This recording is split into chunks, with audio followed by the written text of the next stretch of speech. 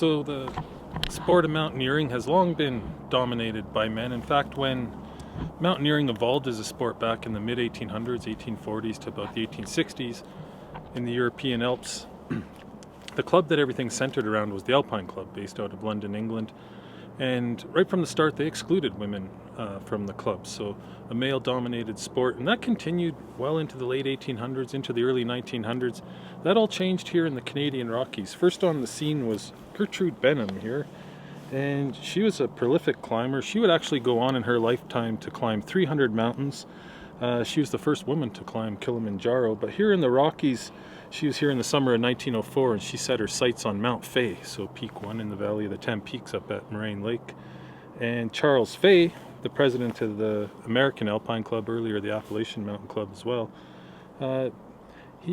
the Geographic Place Names Board of Canada asked him, to pick a mountain to be named after him. They picked Mount Fay, and he was looking to get the first ascent.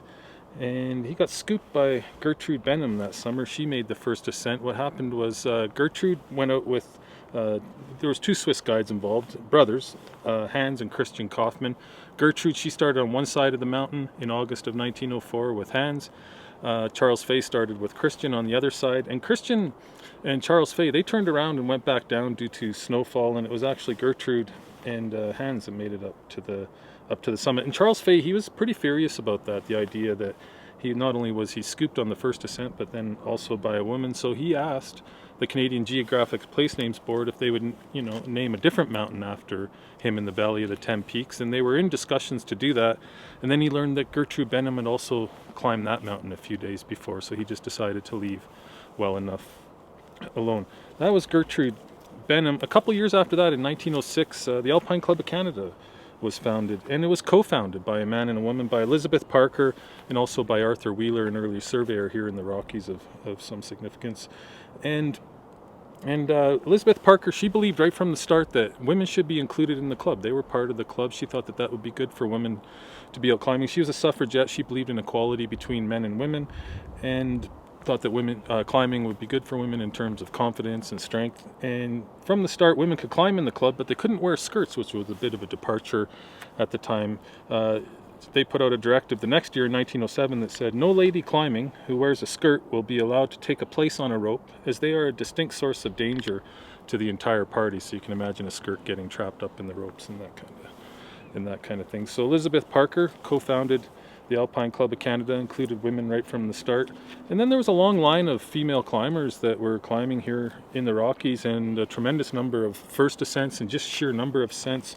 A great display of athleticism, including Georgia Engelhard here. Here she is with her Swiss guide Edward Feutz Jr. on Mount Victoria. 1932. You can see Lake Louise in the background there, and the chateau's just behind her arm. She was up here for a number of summers, and she climbed a lot of first. I think she had 33 first ascents for Georgia Engelhard, a well-known socialite from New York. Her aunt is the famous artist Georgia O'Keeffe, her uncle Alfred Stieglitz.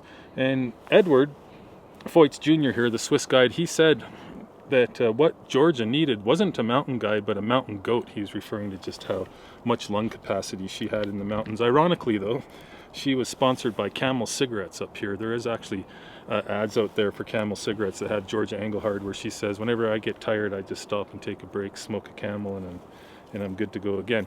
And then we get more up into the modern era, and women still taking the lead, reaching new heights in the Canadian Rockies. We have Sylvia Forrest. Her father was Don Forrest, the first person to climb all of the 11,000 foot mountains here in the Canadian Rockies, in the main ranges, all the big ones, so mountains over about 3,600 meters. And so she came to the mountains naturally, of course, and she would eventually work for Parks Canada as a mountain safety specialist. She was also one of the first women to become an Association of Canadian Mountain Guides. That's the association, to become a full mountain guiding, meaning she could do rock climbing, alpine climbing, downhill skiing, backcountry skiing, heli skiing, all of those disciplines. And early on in her training, she was small. She was a small person, just 5'2", small in stature, and she was able to use her small size during a rescue on the Athabasca Glacier. A visitor to the park had fallen into a crevasse, and she was the only one small enough to get far enough down into the crevasse to get a harness around that guy and get him pulled up to the surface. After Sylvia, Sharon Wood, the first first North American woman to climb Mount Everest. She's a motivational speaker today and still lives in the Bow Valley here in Canmore. And then finally, bring this right up to the present, the pinnacle of athleticism would be Sarah Hennikin here, and she was the first woman to climb mixed 14, so M14, one of the hardest grades of mixed rock and ice climbing with ice tools and crampons. Here she is climbing on a really steep pillar of ice. She also made the first ascent of Horseshoe Falls at Niagara Falls in the winter, one really cold winter. And what she's brought to the sport as well is kind of more of a compassionate side.